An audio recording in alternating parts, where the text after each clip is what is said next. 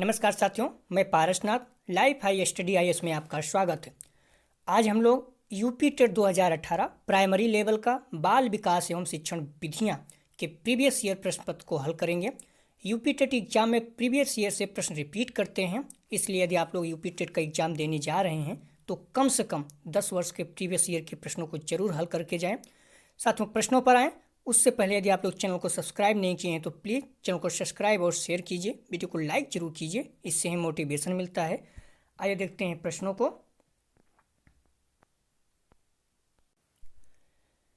पहला प्रश्न है, कोहलर यह सिद्ध करना चाहता था कि सीखना एक ऐसी स्थिति है जिसमें व्यक्ति पशु से श्रेष्ठ है, बी स्वायत्त यदृच्छित क्रिया है, सी संज्ञानात्मक संकार्य है, डी परिस्थिति के विभिन्न अंगों का प्रत्यक्षीकरण है। साथियों, इसका सही जवाब है सी संज्ञानात्मक कार्य है। अगला प्रश्न है, किसी भी नई भाषा को सीखने के लिए कहाँ से प्रारंभ किया जाना चाहिए? ए अक्षरों व शब्दों के मध्य साहचर्य से, बी वाक्यों के निर्माण से, सी शब्दों के निर्माण से, डी उपर्युक्त में से कोई नहीं। साथियों, इसका सही जवाब है ए अक्षरों व शब्दों के मध्य साहचर्य से। अगला प्रश्न है, समावेशी कक्षा में किस प्रकार के छात्र शामिल होते हैं? ए केवल विशिष्ट छात्र, बी सामान्य और विशिष्ट छात्र, सी केवल सामान्य छात्र, डी बहुभाषी और प्रतिभाशाली छात्र। साथियों, इसका सही जवाब है बी सामान्य और विशिष्ट छात्र। अगला प्रश्न है,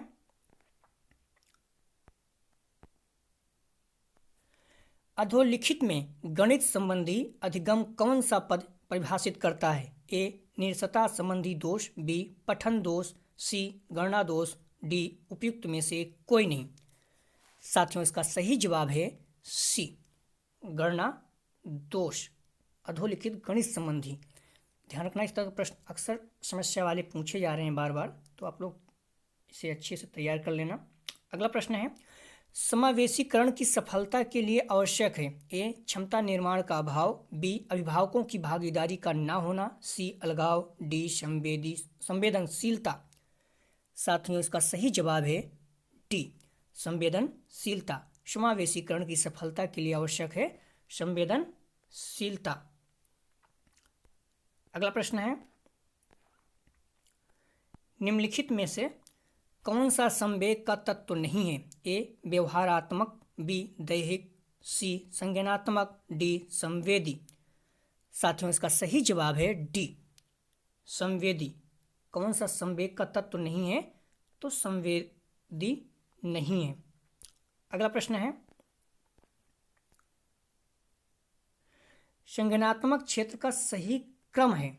ध्यान रखना, सही क्रम है। ए ज्ञान अनुप्रयोग, अवबोध, विश्लेषण, संश्लेषण, मूल्यांकन, बी मूल्यांकन, अनुप्रयोग, विश्लेषण, संश्लेषण, अवबोध, ज्ञान, सी मूल्यांकन, संश्लेषण, विश्लेषण, अनुप्रयोग, अवबोध, ज्ञान, डी ज्ञान, अवबोध, अनुप्रयोग, विश्लेषण, संश्लेषण, मूल्यांकन। साथियों, इसका सही जवाब है डी संज्ञानात्मक क्षेत्र का सही क्रम क्या है? तो डी ज्ञान, अवबोध, अनुप्रयोग, विश्लेषण, संश्लेषण, मूल्यांकन, डी इसका सही जवाब है।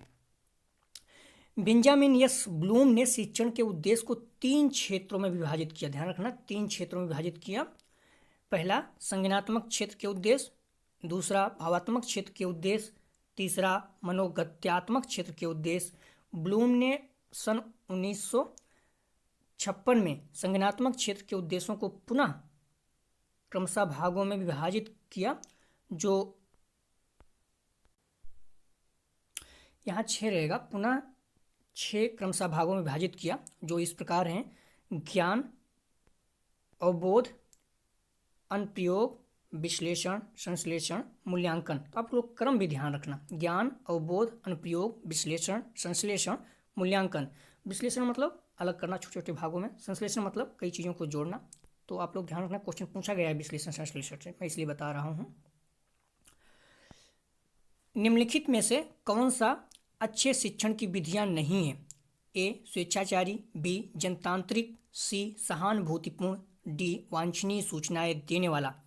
साथियों, इसका सही जवाब है ए स्वेच्छाचारी। कौन सा अच्छे शिक्षण की विशेषता नहीं है? ध्यान रखना, स्वेच्छाचारी।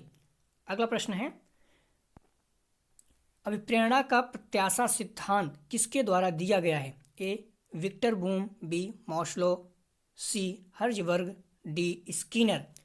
साथियों, इसका सही जवाब है ए विक्टर बूम। अभिप्रेरणा का प्रत्याशा सिद्धांत विक्टर बूम द्वारा दिया गया है।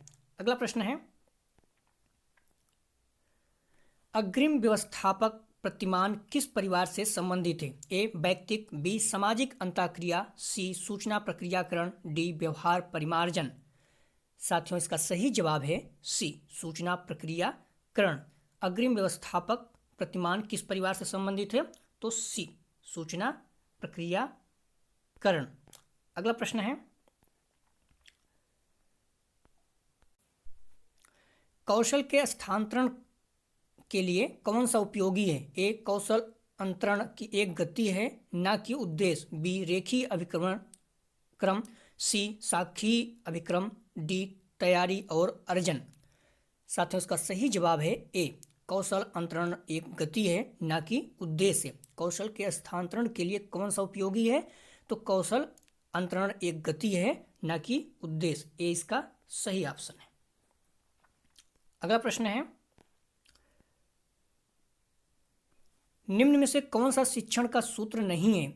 ए सरल से कठिन की ओर, बी अनिश्चित से निश्चित की ओर, सी दृश्य से अदृश्य की ओर, डी निगमन से आगमन की ओर। साथियों, इसका सही जवाब है डी निगमन से आगमन की ओर। कौन सा शिक्षण का सूत्र नहीं है? ध्यान रखना, बार बार नहीं पूछ रहा है, तो निगमन से आगमन की ओर, डी इसका सही ऑप्शन है। अगला प्रश्न है, सूक्ष्म शिक्षण चक्र का प्रथम पद होता है? ए प्रतिपुष्टि, बी शिक्षण, सी योजना बनाना, डी प्रस्तावना। साथियों, इसका सही जवाब है सी योजना बनाना। सूक्ष्म शिक्षण चक्र का प्रथम पद होता है सी योजना बनाना। अगला प्रश्न है, निम्न में से कौन सा अवबोध स्तर के शिक्षण में शामिल है? ए पृथक्करण, बी अनुप्रयोग, सी तुलना, डी अन्वेषण। साथियों, इसका सही जवाब है डी अन्वेषण। अवबोध स्तर के शिक्षण में शामिल है अन्वेषण। अगला प्रश्न है,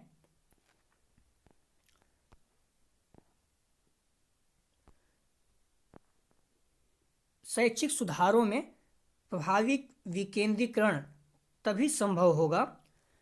ए जब खंड व संकुल संदर्भ केंद्रों की भागीदारी बढ़े, बी स्थानीय संदर्भ व्यक्ति उपलब्ध हो, सी अध्यापकों के पास संसाधन और प्रासंगिक सामग्री भी मौजूद हो। सही उत्तर चुनें। ए और सी, बी ए और बी, बी सी, बी और सी, डी ए बी और सी। साथियों, इसका सही जवाब है डी ए बी और सी अर्थात सभी। अगला प्रश्न है, एक छात्र पढ़ रहा है, उसका नाम लेकर किसी ने बुलाया। निम्न में से किस संवेदना द्वारा वह छात्र अपनी अनुक्रिया प्रकट करेगा? ए दृष्टि संवेदना, बी स्पर्श संवेदना, सी ध्वनि संवेदना, डी प्रत्यक्षण संवेदना। साथियों, इसका सही जवाब है सी ध्वनि संवेदना। महत्वपूर्ण प्रश्न है, इस तरह प्रश्न पूछे जाते हैं। अगला प्रश्न है, पियाजे के सिद्धांत के अनुसार प्राक संक्रियात्मक अवस्था की अवधि क्या है? ए 4 से 8 साल, बी जन्म से 2 साल, सी 2 से 7 साल, डी 5 से 8 साल। साथियों, इसका सही जवाब है सी 2 से 7 साल। पियाजे के सिद्धांत के अनुसार प्राक संक्रियात्मक अवस्था की अवधि क्या है? तो 2 से 7 साल। अगला प्रश्न है,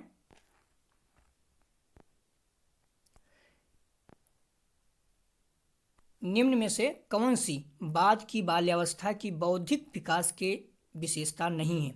ए भविष्य की योजना की सूझबूझ, बी विज्ञान की काल्पनिक भाषाओं कथाओं में अधिक रुचि, सी बढ़ती हुई तार्किक शक्ति, डी काल्पनिक भयों का अंत। साथियों, इसका सही जवाब है ए भविष्य की योजना की सूझबूझ। कौन सी बात की बाल्यावस्था की बौद्धिक विकास की विशेषता नहीं है? तो भविष्य की सूझबूझ, ध्यान रखना, नहीं है, बाकी तीनों हैं।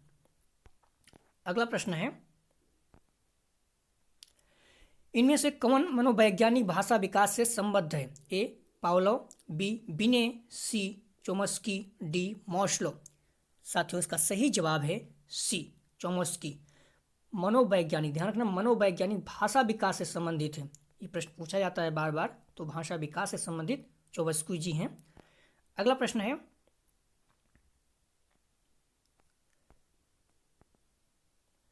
थॉर्नडाइक ने अपने सिद्धांत को किस शीर्षक से सिद्ध किया? ए संज्ञानात्मक अधिगम, बी अधिगम के प्रयास एवं भूल, सी संकेत अधिगम, डी स्थान अधिगम। साथियों इसका सही जवाब है बी अधिगम के प्रयास एवं भूल। थॉर्नडाइक ने अपने सिद्धांत को किस शीर्षक से सिद्ध किया? तो बी अधिगम के प्रयास एवं भूल। अगला प्रश्न है, गिरोह अवस्था किस आयु वर्ग एवं विलंब विकास से संबंधित है? ए 16 से 19 वर्ष एवं नैतिकता, बी 3 से 6 वर्ष एवं भाषा, सी 8 से 10 वर्ष एवं समाजीकरण, डी 16 से 19 वर्ष एवं संज्ञानात्मक। साथियों इसका सही जवाब है सी 8 से 10 वर्ष एवं समाजीकरण। गिरोह अवस्था किस आयु वर्ग एवं विलंब विकास से संबंधित है? बच्चे किस वर्ष में गिरोह बनाते हैं? तो 8 से 10 वर्ष, मतलब समूह बनाते हैं, समूह के साथ रहते हैं, उन्हें अच्छा लगता है साथ में खेलना, तो 8 से 10 वर्ष एवं समाजीकरण। अगला प्रश्न है, पियाजे के अनुसार संज्ञानात्मक विकास की तृतीय अवस्था निम्न में से कौन सा है? ए औपचारिक संक्रिया अवस्था, बी पूर्व संक्रिया अवस्था, सी मूर्त संक्रिया अवस्था, डी संवेदनात्मक गामक अवस्था। साथियों इसका सही जवाब है सी मूर्त संक्रिया अवस्था। पियाजे के अनुसार संज्ञानात्मक विकास की तृतीय अवस्था निम्न में से कौन सा है? तो इसका सही जवाब है सी मूर्त संक्रियात्मक अवस्था। अगला प्रश्न है, निम्न से अधिगम में योगदान देने वाले मनोवैज्ञानिक कारकों में कौन सा शामिल नहीं है? ध्यान रखना, शामिल नहीं है। ए अधिगम की इच्छा, बी प्रेरणा, सी रुचि, डी विषय वस्तु का स्वरूप। साथियों इसका सही जवाब है डी विषय वस्तु का स्वरूप मनोवैज्ञानिक कारकों में शामिल नहीं है। डी इसका सही ऑप्शन है। मैक्सिमम क्वेश्चन 2021 में भी नहीं शब्द लगा रहा था, नहीं शब्द लगाए तो आप लोग थोड़ा सा सतर्क हो जाएं। अगला प्रश्न है, निम्न में से सामाजिक मूल्य कौन सा है? ए सहायताप्रद व्यवहार, बी प्राथमिक लक्ष्य, सी मूल प्रवृत्ति, डी आक्रामकता की आवश्यकता। साथियों इसका सही जवाब है ए सहायतापरक व्यवहार। सामाजिक मूल्य कौन सा है? सहायतापरक व्यवहार। अगला प्रश्न है, पश्च अन्वेषण तथा साधन साध्य, पश्च अन्वेषण तथा साधन साक्ष्य विश्लेषण निम्न में से किसके उदाहरण हैं? ए स्वतः शोध, बी एल्गोरिदम, सी मानसिक वृत्ति, डी प्रकार्यात्मक स्थिरता। साथियों इसका सही जवाब है ए स्वतः शोध। पश्च अन्वेषण तथा साधन साक्ष्य विश्लेषण निम्न में से किसके उदाहरण हैं? ए स्वतः शोध। अगला प्रश्न है, सीखने के वक्र अभ्यास द्वारा सीखने की मात्रा, गति और प्रगति की सीमा को ग्राफ पर प्रदर्शित करते हैं। यह किसने कहा? ए स्किनर, बी रॉस, सी एबिंगहास, डी यम.एल. बिग्गी। साथियों इसका सही जवाब इसमें नहीं दिया गया है, तो आप लोग ध्यान रखना, इसका सही जवाब गेट्स और इनके अन्य साथी हैं।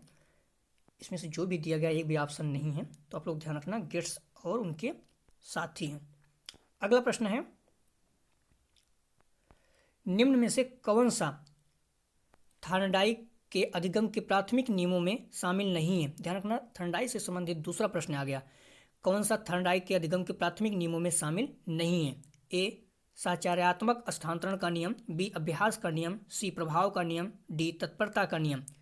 साथियों इसका सही जवाब है ए साचार्यात्मक स्थानांतरण का नियम। अभ्यास का नियम, प्रभाव का नियम, तत्परता का नियम, ये तीनों उनके नियमों में शामिल हैं, तो इसका सही जवाब है ए साचार्यात्मक स्थानांतरण का नियम शामिल नहीं है।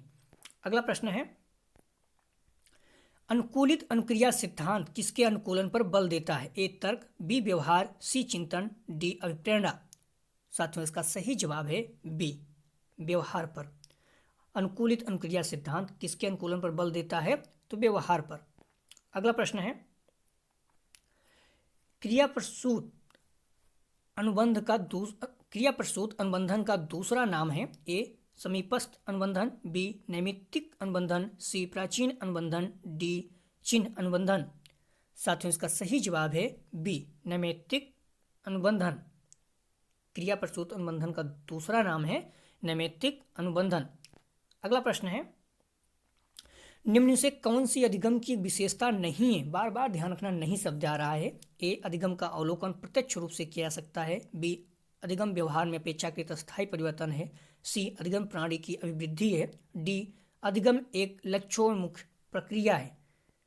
साथियों इसका सही जवाब है ए अधिगम का अवलोकन प्रत्यक्ष रूप से किया जा सकता है। कौन सी अधिगम की विशेषता नहीं है? तो अधिगम का अवलोकन प्रत्यक्ष रूप से किया जा सकता है, यह विशेषता नहीं है, बाकी तीनों सही हैं। साथियों ये थे यूपी टेट 2018 के सीडीपी के 30 प्रश्न। यदि आपको पीडीएफ चाहिए तो डिस्क्रिप्शन में दिए गए लिंक से जुड़कर आप टेलीग्राम से पीडीएफ प्राप्त कर सकते हैं। यदि आप लोग चैनल को अभी भी सब्सक्राइब नहीं किए हैं तो प्लीज़ चैनल को सब्सक्राइब कीजिए, वीडियो को शेयर आप लोग जरूर किया करें, इससे हमें लाभ होगा। वीडियो को लाइक जरूर करें, इससे मोटिवेशन मिलता है। वीडियो देखने के लिए धन्यवाद साथियों।